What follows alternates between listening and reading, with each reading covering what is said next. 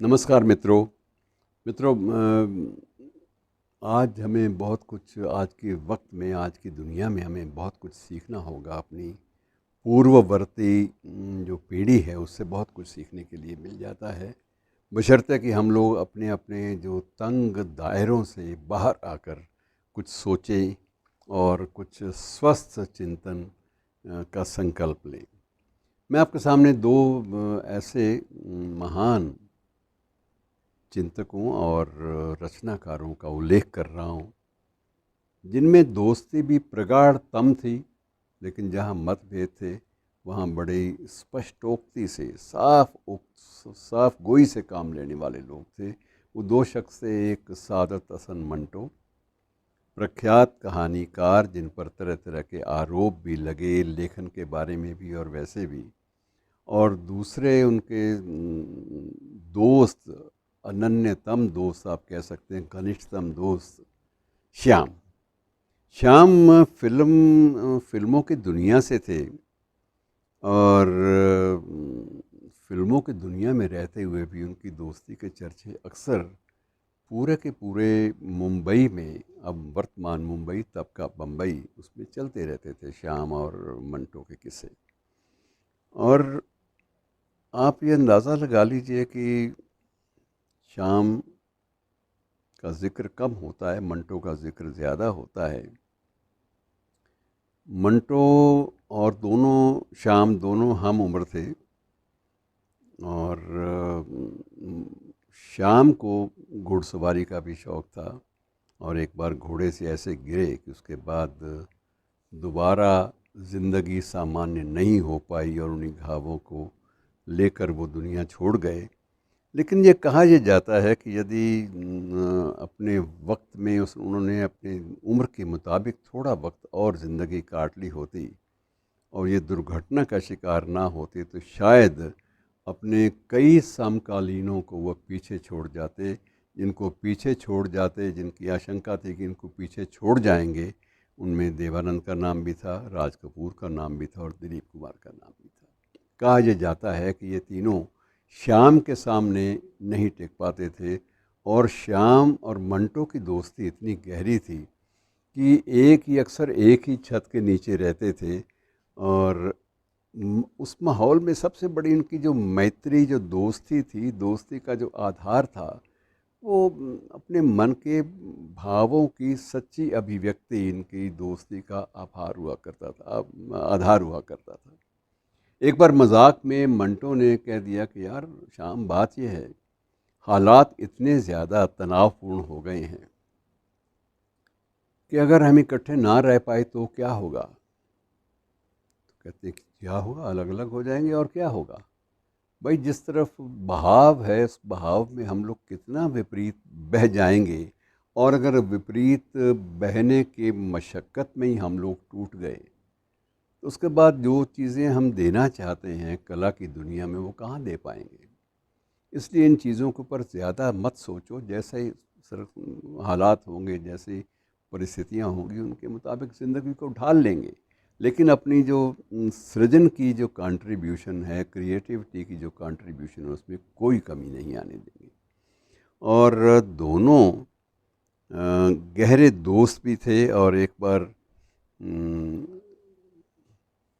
ये भी ऐसा वक्त भी आया जब मंटो ने भावुक होकर पूछा कि श्याम, अगर हम में ज़्यादा कोई आपस में यहाँ देश में जैसे हालात हैं, उन हालात के मुताबिक अगर तुम्हें चुनना पड़ा तो क्या करोगे। कहने लगे, और क्या करना है यार, तुम मुझे मार देना, मैं तुम्हें मार दूंगा। तो मंटो ने पूछा, कोई बीच का रास्ता? कहता, बीच का रास्ता है ही नहीं। जो हालात हैं इनके मुताबिक अगर मैं ज़िंदा रहा और तुम भी ज़िंदा रहे तो लोग हमें मार देंगे। कहता, क्या तुम मुझे पसंद नहीं करोगे? कहता, आज के हालात में ऐसे निर्णय लेना मुश्किल है, लेकिन जिस तरह के हालात हैं, जिस तरह की आपसी शत्रुता का वक्त है, उन हालात में कोई भी सही सोच वाला व्यक्ति भी डोल सकता है। और मैं अपनी या तुम्हारी बात नहीं कर रहा मंटो, लेकिन ये वक्त ऐसा है, इस वक्त में कोई भी किसी तरह का संकल्प या वादा अपने दोस्तों से भी, गहरे दोस्तों से भी नहीं कर सकता। बहरहाल, दोनों का किरदार जो है वो मंटो का इतना ज़्यादा दरअसल कद्दावर हो गया था कि उसके सामने श्याम एक तो असामयिक रूप से मुख्य धारा से कट गया, और यद्यपि वो प्रतिभा में ये माना जाता था कि वो अपने समसामयिक लोग जो थे उनसे कहीं आगे था, लेकिन वही श्याम चड्ढा गिर गया एक बार, घाव इतने लगे गहरे कि उसके बाद उसकी सक्रिय ज़िंदगी जो है वो ख़त्म हो गई। लेकिन अपने दोस्त से रिश्ता, संबंध, दोस्त अर्थात मंटो, वो ज्यों का त्यों बना रहा, उसमें कोई फ़र्क नहीं आया। और अब इनकी दोस्ती के किस्से अब तक प्रचलित हैं, अब तक प्रचलित हैं। और उसमें ये सबसे बड़ी खूबसूरती ये थी कि दोनों आपसी रिश्तों को तरजीह देते थे, ज़रूर तरजीह देते थे, प्राथमिकता देते थे प्रतिभा के ऊपर, सृजनशीलता के ऊपर, क्रिएटिविटी के ऊपर, लेकिन आपस में इतने ज़्यादा गुंथे हुए थे कि एक दूसरे के बारे में, एक दूसरे को कुर्बान करने की बात कभी सोच भी नहीं सकते थे। ऐसे निकट संबंधों का उल्लेख जो है वो अक्सर इनके बारे में होता रहा। और मंटो ने एक बार जिक्र किया था कि एक सुबह मैं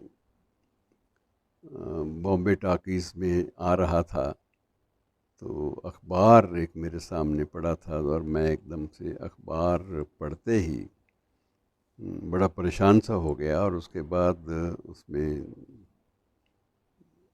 अजीब सी खबरें देखी तो मैं अंदर से हिल गया था।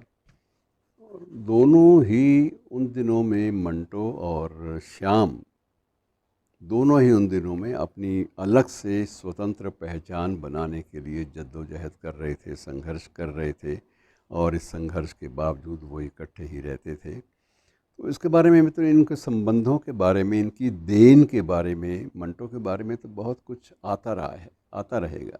लेकिन मंटो स्वयं इस बात को कबूल करते थे कि मैं इस बात को किसी भी चौक चौराहे पर जाकर बुलंद आवाज़ से कह सकता हूँ कि मैं जो कुछ हूँ, मैं इस शख्स की, इस शाम की बदौलत हूँ, जिसने मेरी ज़िंदगी को एक दिशा दी, एक क्रिएटिविटी को दिशा दी, मेरी सृजनशीलता को संवारा, निखारा। शुक्रिया दोस्तों।